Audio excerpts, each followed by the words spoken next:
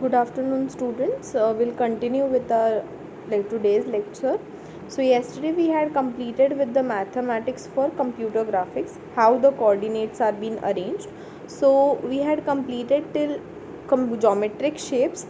Today we'll go with polygon shapes. So polygon is constructed. I'll repeat the yesterday's some topic as there was some technical problem. The PPT did not get merged. So we'll continue again from polygonal shapes. So polygon usually is more than 3 coordinates. So a polygon is constructed from a sequence of vertices, that is it just connects the end points of your vertices. A straight line is assumed to link each pair neighboring vertices. So every straight line at the end points, every other line is being connected. So interconnection is there. Intermediate points on the line are not explicitly stored. So intermediate points are not explicitly connected. They can be only connected with a diagonal. There is no convention for starting a chain of vertices. So there is no certain standard rule that from where you have to start the polygon or from which point you have to start. You can go for any of the vertices connection, but software will often dictate whether polygons have a clockwise or anti-clockwise vertex sequence. So it's generally when you draw a polygon, it is not compulsory from where you start or where you end, but if you are drawing it in a application or a software, your software will actually try to detect that yes, whether it is started from a clockwise direction or an anti-clockwise, it is in a series or a we can say in a reverse series. If the vertices in figure 5.3 had been created in anti-clockwise sequence, they could be represented in a tabular form as shown, where starting vertex is 1 in comma 1, but this is arbitrary. So when it is starting, so this is polygon with 4 points, 1 2 3 and 4. So basically if it is shown in the tabular format, the first coordinate to start in the polygonal shape, if it is in the anti-clockwise format, then it would be 1 comma 1. We can now subject this list of vertex coordinates to a variety of arithmetic and mathematical operations as well. So we can go for these coordinates to solve the mathematical as well as arithmetical operations. For example, now here we are taking one example that if we double the values of x and y, if we change or if we increase the values of x and y and redraw the vertices, and if we redraw the vertices again, that is we overwrite, we discover that the form of shape is preserved but its size is double with respect to the origin. So what will happen, you will get an enlarged image. The vertices will be the same, that is incremented. The main object will remain there only, but you will get another image as an enlarged image subsidiary to its coordinates. That is suppose I have 1 comma 1, if I do 2 comma 2, what will happen is I will get an enlarged image of my same shape, but my original coordinates will remain there itself. Now on the other hand, if we add 1 to every x coordinate and 2 to every y coordinate and redraw the vertices, the shape size remains the same, but it's displaced 1 unit horizontally and 2 units vertically. That means suppose if I say for all the x coordinates, if I add 1 into it and if I add 2 into all the y coordinates, what will happen? The actual shape of my image will remain the same, but what will happen, it will increment by 1 unit horizontally, and as I have incremented 2 in the y as it is vertical, it will increase by 2 units in the vertical section. So this is the actual concept of my coordinates when I increase, that is if I want to enlarge my image, I increment every time by 1 or 2 units. If I increment 1 into one coordinate and 2 into another coordinate, it will just shift above or below my actual shape of my image, but shape does not get distracted. Next is areas of shapes. The area of a polygon is readily calculated from its chain of coordinates. So as you know that all the coordinates of a square, either a triangle or a polygon or a quadrilateral, all the coordinates are cope up together or total together so that you find the area of that particular shape, and for which you have an example. So say here your each and every coordinate starts with zeros and then 1 2 3 so on. Likewise your first coordinate will be x0 y0, then it will be y x1 y1, then it will be x2 y2. Likewise your in the tabular format your coordinates will be jotted down, and then the area is computed. So how do you calculate the area for a polygon? That is half into x0 y1 minus x1 y0 plus x1 y2 minus x2 y1. That is cross multiplication of your numbers in the first four values. Then you have next again x2 into minus x3 y3 y2, then x3 y0 minus x0 y3. So this is cross multiplication and a formula to be applied when you talk about the polygonal shape, how area is being calculated.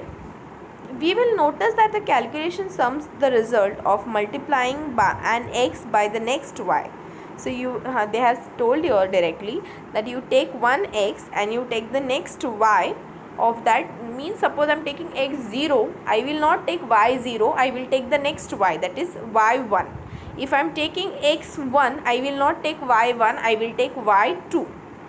So likewise if you go for y0, you will not take x0, you will take x1. Likewise it is being calculated, and so on your formula gets applied. The result is then the area. Once you apply this formula, you get the area of your polygon. The next is how to calculate between 2 points, the distance between 2 points. Now I am only just talking about the coordinates. What is the formula, or how is the distance calculated when there is the distance between two different points? As you can see here, it's P1 and P2, and the D is the distance which is being calculated. So as simple test, let's apply 5.1 to the shape described. So what I will do, I will take the coordinates same which are there in the image which was being disclosed in 5.1, that is this one. I will take the same image, that is same coordinates, and apply here to my table, and I will apply the same formula. So the formula which I have taken,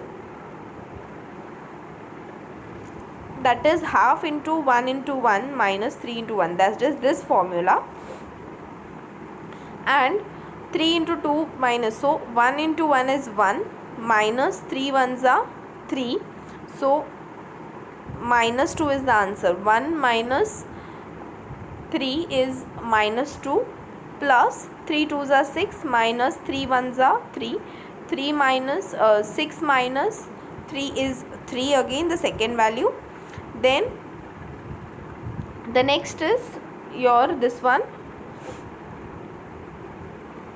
7, that is the third value is 3 3s are 9. 9 minus 2 is 7. 1 ones are 1. 1 minus 3 is minus 2.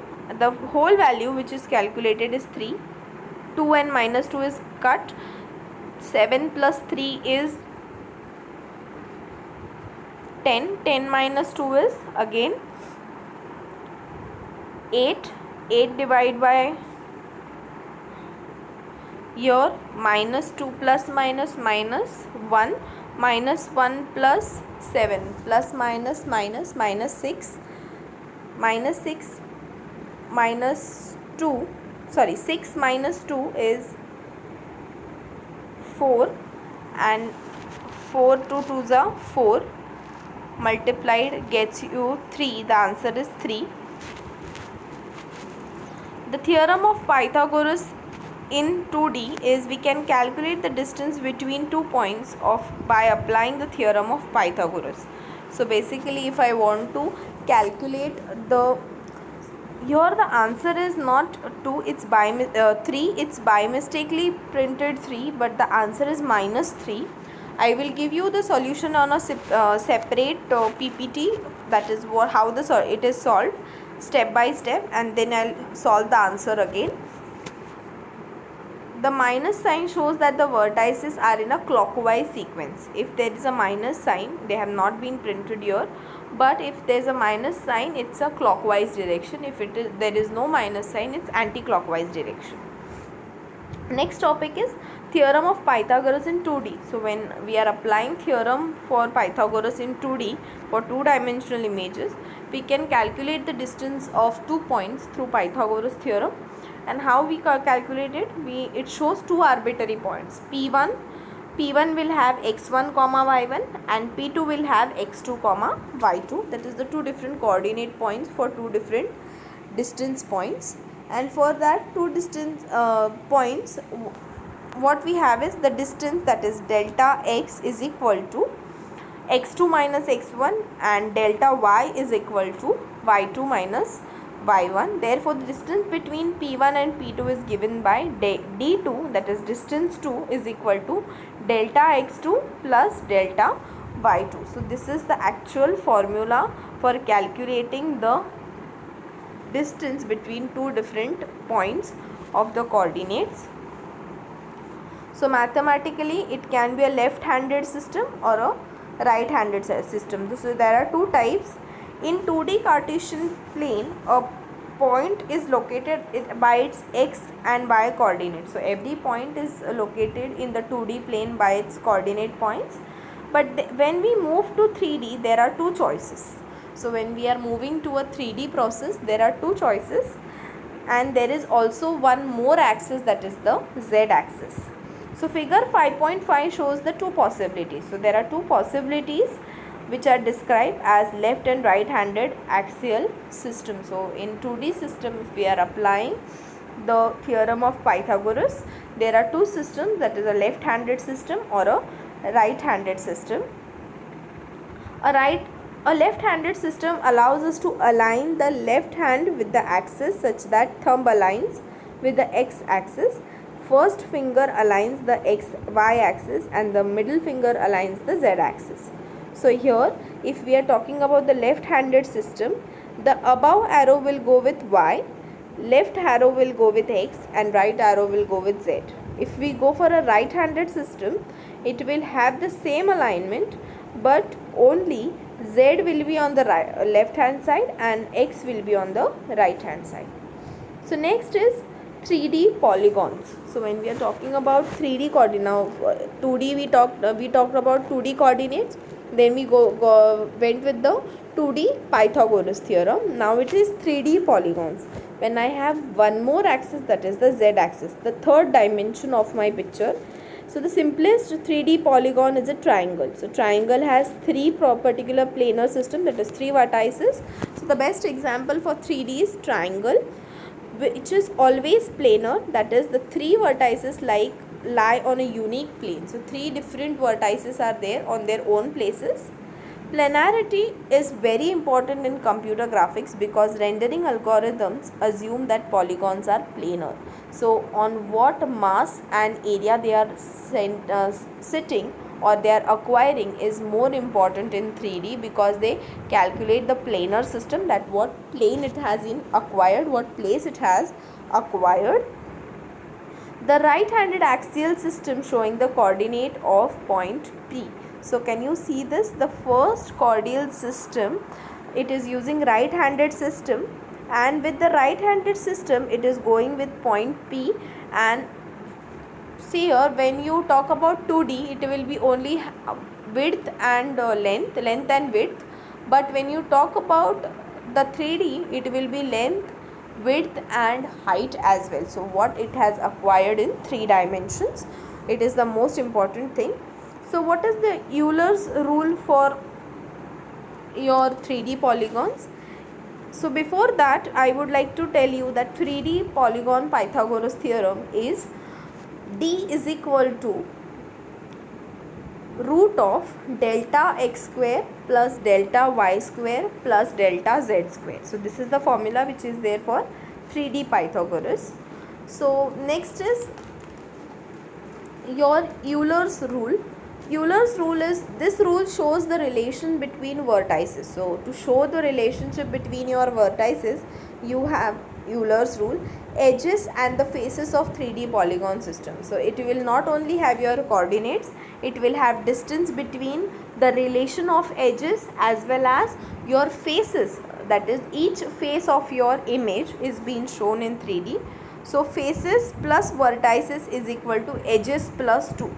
So this is basically the formula for your Euler's rule, that is faces plus vertices is equal to edges plus 2. So as simple test, consider a cube. So we will consider one cube. Cube has 12 edges. If you draw a cube properly, overlapping cube, you will have its edges as 12. 6 faces, 6 sides, 4 main sides and another 4 sides. So 6 faces, another 2 faces, so that is 6 faces, and 8 vertices. The line connecting those are 8, which satisfy this solution. So this can be put into this formula, that is 6 plus 8 is equal to 12 plus 2.